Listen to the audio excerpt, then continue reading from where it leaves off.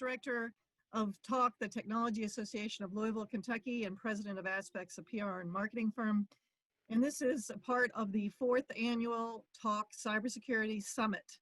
And so we have with us today Jay Rollins, who is the founder of CloudNexus Technologies. He's going to be presenting on new regulations that companies need to know about. And Jay, why don't you give us a quick intro on yourself and your years in IT, and then move us into the slides.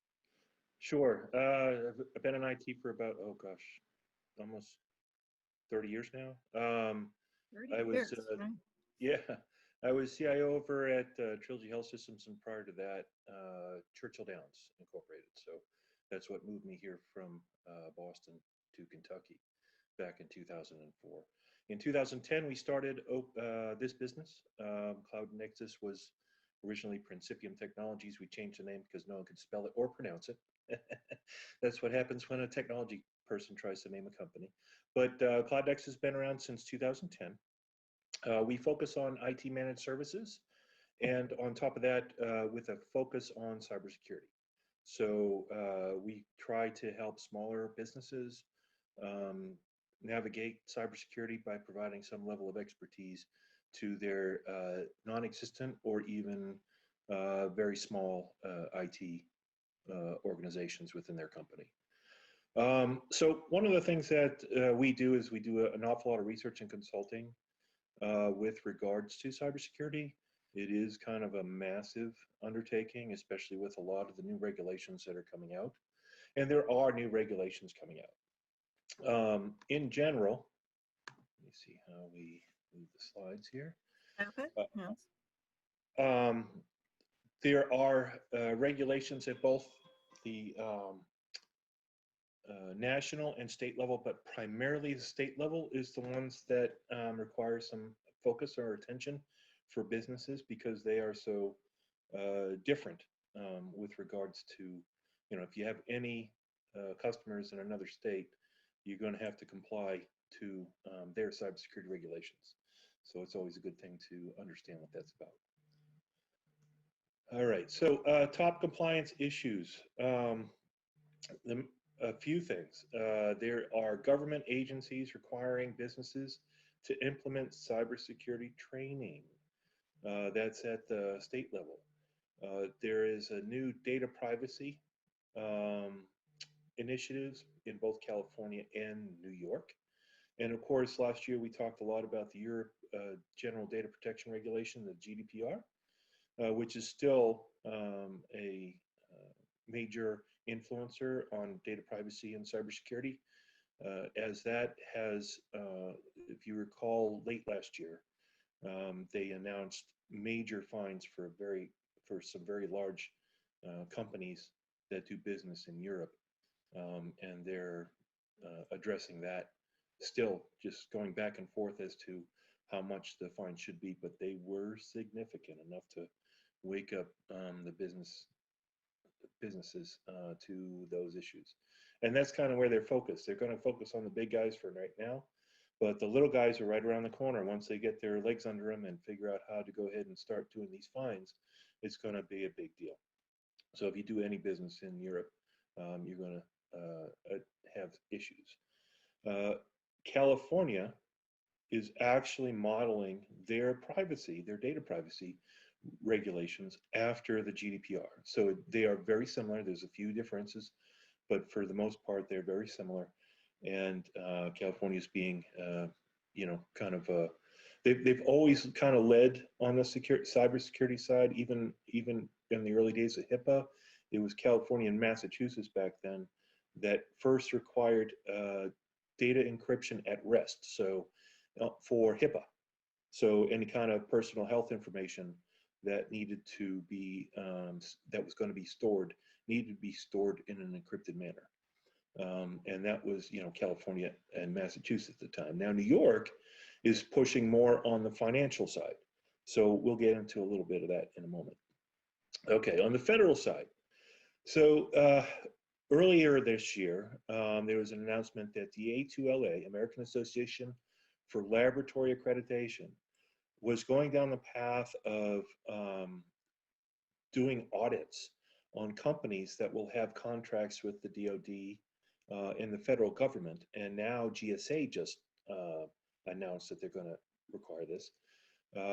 That companies that are going to do business with them are going to have need to have a verified security plan, and the security plan is it's a pretty complex entity, but basically what it does is it's going to show what they're doing to identify an attack, stop it, how they are going to communicate a successful, to the end users, a successful attack.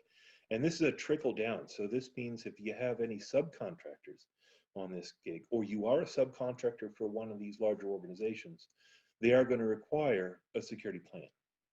So that is something that is just starting. Now, is it required? No. That the A2LA is going to do this, that they do the audit, it's not yet. But they just were authorized by the federal government to begin those audits of smaller companies that are going to be doing business with the government. And then GSA also announced the cybersecurity requirement.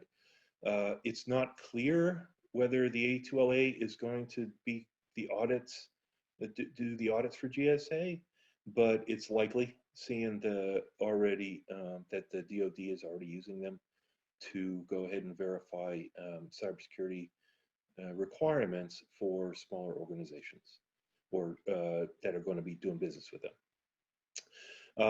Over a year ago, actually, I think it was 2 years ago, SEC published guidelines for financial institutions on brokerage firms and such like that go down the path of trying to how to announce to the public, how to notify consumers that their data might have been compromised. We saw a lot of that on how companies like Marriott did that. We saw other publicly traded companies also put out, all right, hey, your data may or may not have been compromised. Here's the information that they got that was exposed during this particular time, and recommendations. And then also a lot of these companies are putting in information with regards to identity theft prevention. They'll do services like what's the big one? I'm trying to remember, but I use ID Alert. But there's a few of these that ID Guard is another one, but that consumers can go ahead and use to protect their information. But at a minimum, if you've had your card compromised, then obviously they're going to recommend you get a new one. And pardon my dog, because she only barks when I'm on the phone or in a web conference. So be forewarned. Okay. All right. State regulations. This is where most of the action is. So in 2019, 43 states and Puerto Rico introduced or considered nearly 300 bills or resolutions with regards to cybersecurity. A lot of them had to do with creating commissions to go ahead and further understand cybersecurity.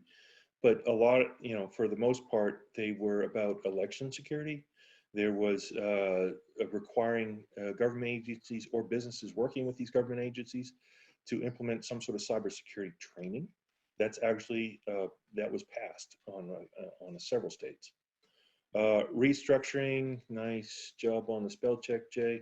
Restructuring government for better security, that is still ongoing. I mean, we heard just late last year, 23 municipalities in Texas were hacked simultaneously because they used the same system.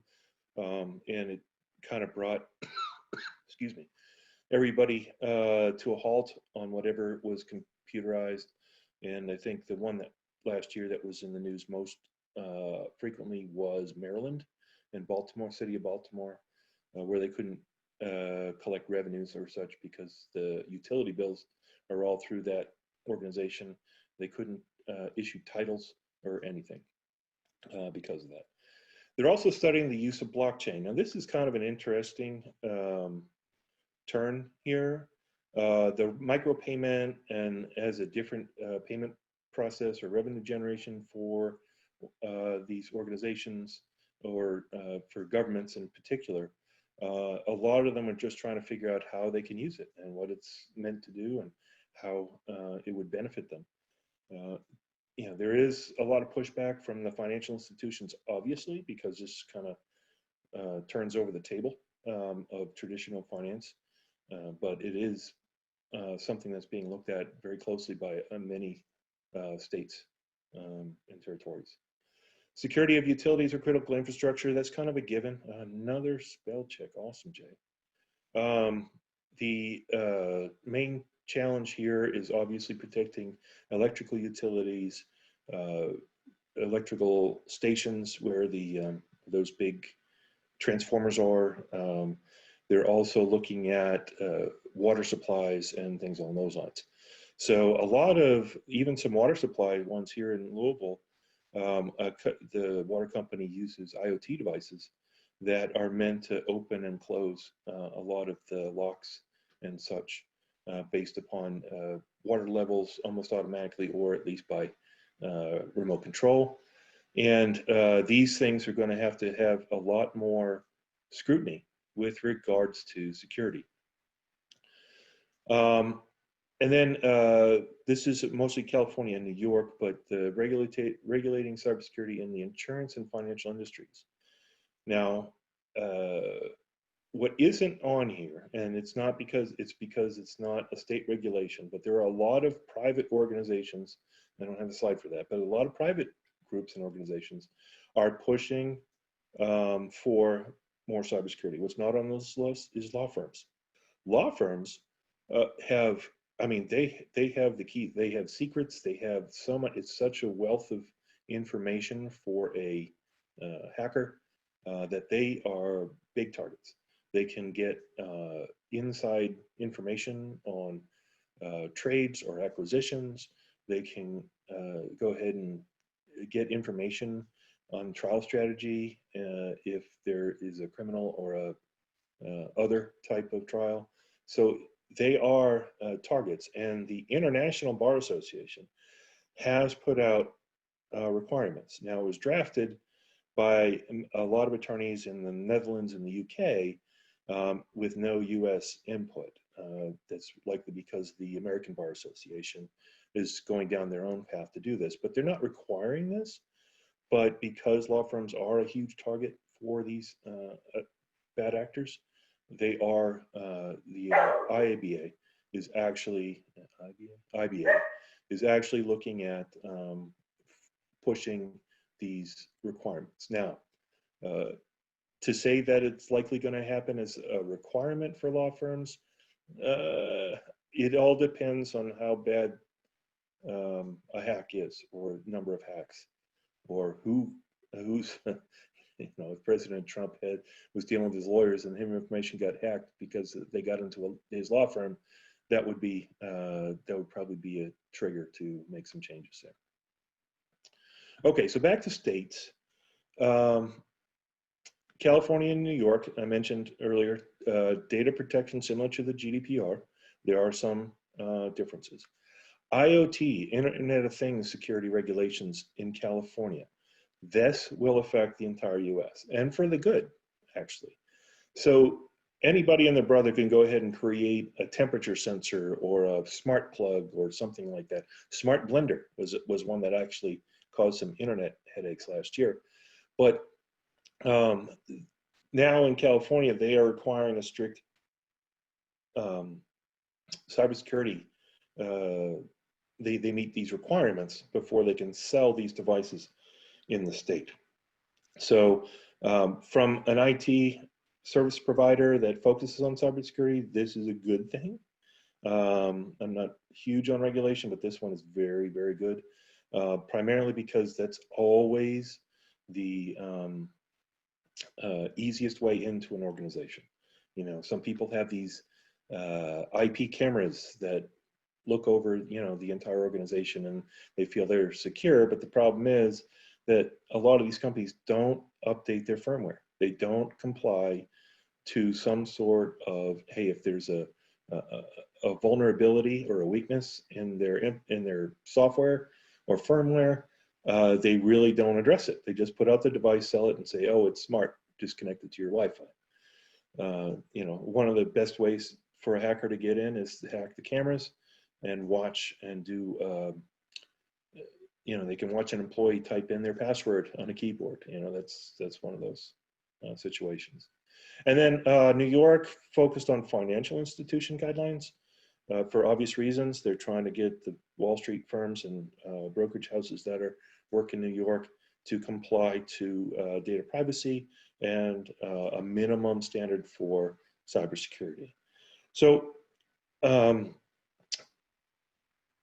have a map here, a graphic here in a second, but I think one of the takeaways is that 2019 with 300 bills of resolutions, it's a trend.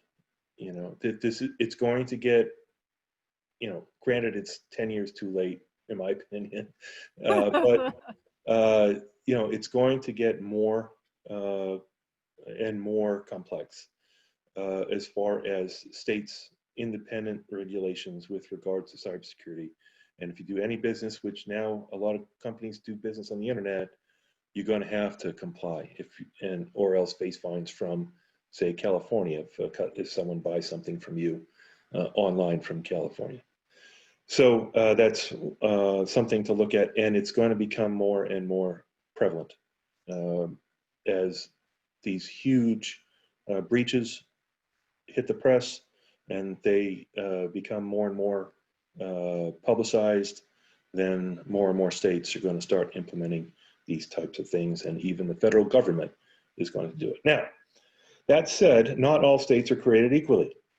As you can tell from this graphic, there's quite a few states that do have pretty low bar for cybersecurity regulations.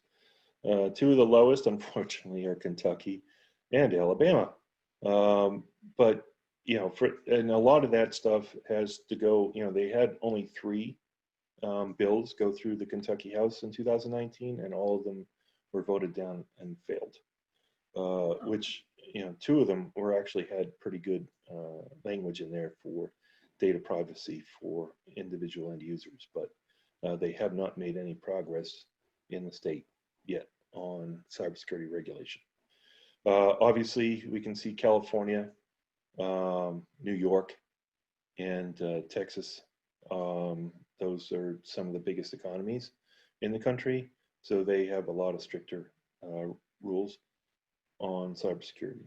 So, and again, look at this map. It's a multicolor map. That means there's different regulations in each state that you're going to have to understand to do business in that state.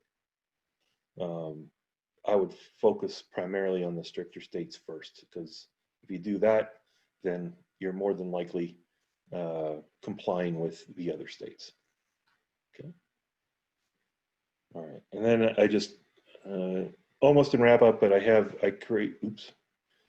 these are the links to some of the information with regards to regulatory and regulation with regards to cybersecurity.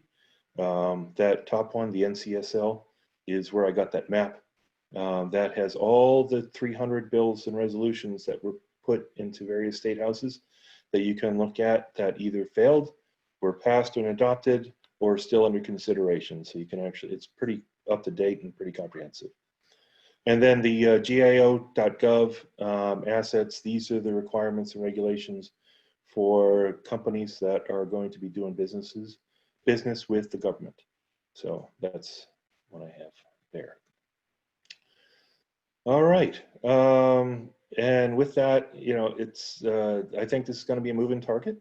This is going to end up being different every year for a lot of the states, especially. I don't foresee federal regulation coming soon, just because of the current administration and their focus. The government, the organizations themselves are taking it on to go ahead and beef up their own individual security and security plans and requirements to do business with them. So that's all I have, Don. That's great. I mean, that's fascinating and very upsetting to see that there's so much diversity in these laws across the United States, including Kentucky being at the low end. So we have a session at 2 o'clock where we will have the CISO for the state of Kentucky, Dave Carter, with us, so we can ask him some questions about that on that Sorry, session. Dave. That's right.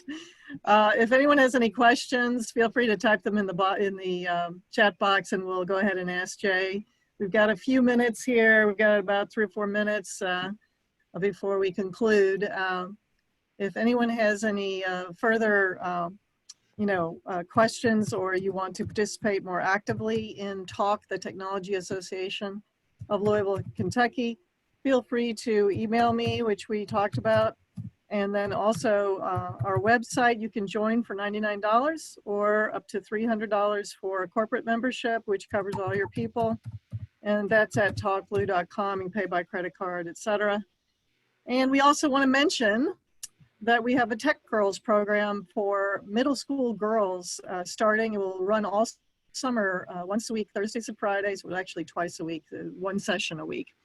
And so topics are very different. So you can take a look at our website and see if you, for your child or maybe a neighbor's child or someone you know, encourage them to participate. This is all virtual, and it allows anyone in any part of the United States, particularly, to access and be a part of the session as a middle school student.